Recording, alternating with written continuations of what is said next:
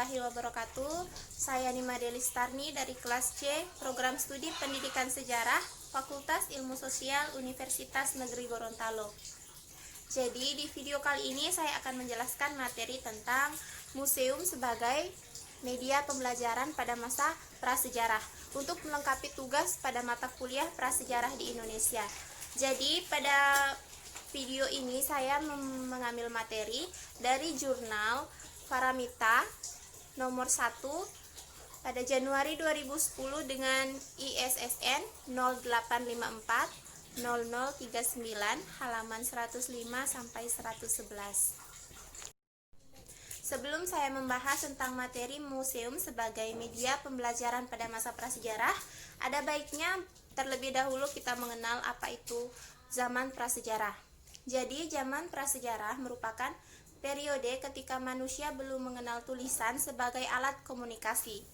Dan pada masa prasejarah ini, istilah prasejarah digunakan untuk menyebutkan periode sejak munculnya manusia hingga digunakannya tulisan sebagai alat komunikasi. Dan perlu kita ketahui bahwa materi zaman prasejarah ini diajarkan pada tingkat pendidikan menengah, yaitu pada tingkat SMP dan SMA, serta di tingkat pendidikan tinggi, yaitu universitas dan sebagainya. Pada masa prasejarah dibagi menjadi dua zaman, yaitu yang pertama zaman batu, yang kedua itu zaman logam. Dan pada zaman batu ini juga dibagi menjadi beberapa zaman. Yang pertama zaman batu tua atau yang disebut dengan Paleolitikum, yang kedua zaman batu tengah yang disebut dengan Mesolitikum, yang ketiga zaman batu muda yang disebut dengan Neolitikum, dan yang keempat adalah zaman batu besar yang disebut dengan Megalitikum. Sedangkan zaman yang kedua yaitu zaman logam dibagi menjadi tiga. Yang pertama zaman tembaga, kedua zaman perunggu, dan ketiga zaman besi. Kehidupan pada zaman prasejarah itu memiliki ciri-cirinya masing-masing. Yang pertama pada zaman batu tua atau Paleolitikum itu merupakan awal kehidupan pada masa prasejarah. Dan pada masa ini peralatan yang digunakan untuk kegiatan sehari-hari itu semuanya terbuat dari batu dan merupakan hasil produksi kasar oleh manusia itu sendiri. Perlu kalian ketahui bahwa pada zaman ini manusia itu hidup sederhana dan hidup berkelompok. Sedangkan yang kedua, pada zaman batu tengah atau Mesolitikum itu merupakan zaman peralihan.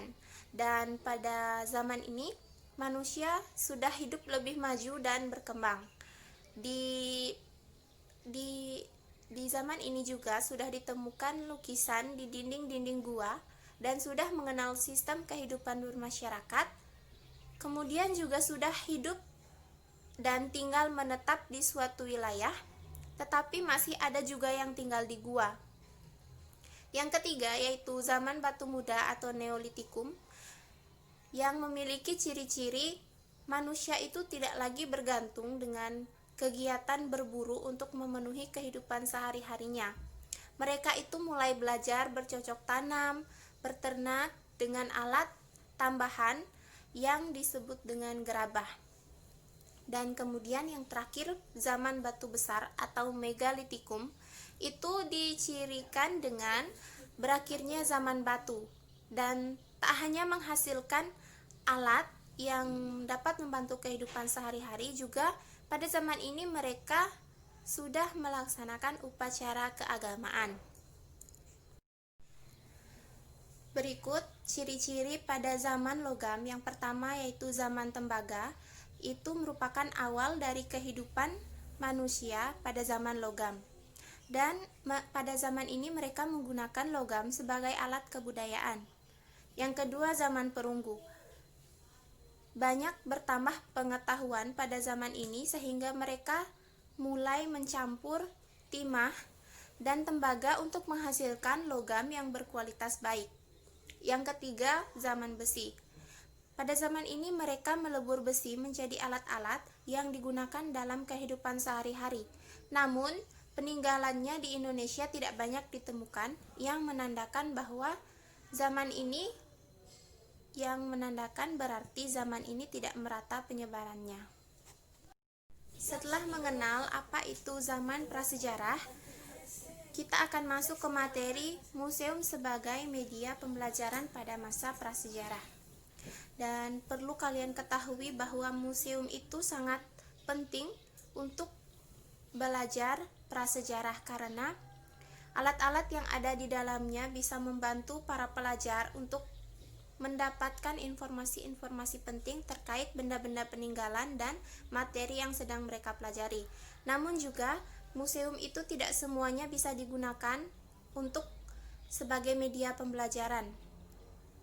Dan benda-benda yang di dalam museum tersebut memberikan banyak informasi kepada kita semua, misalkan untuk guru dan untuk pelajar agar lebih memahami dan melihat secara langsung benda-benda peninggalan tersebut. Sekian dari video saya. Saya mohon maaf bila ada kekurangan pada video ini karena saya juga masih dalam proses belajar. Dan terima kasih yang sudah menonton dan sudah like video ini. Wassalamualaikum warahmatullahi wabarakatuh.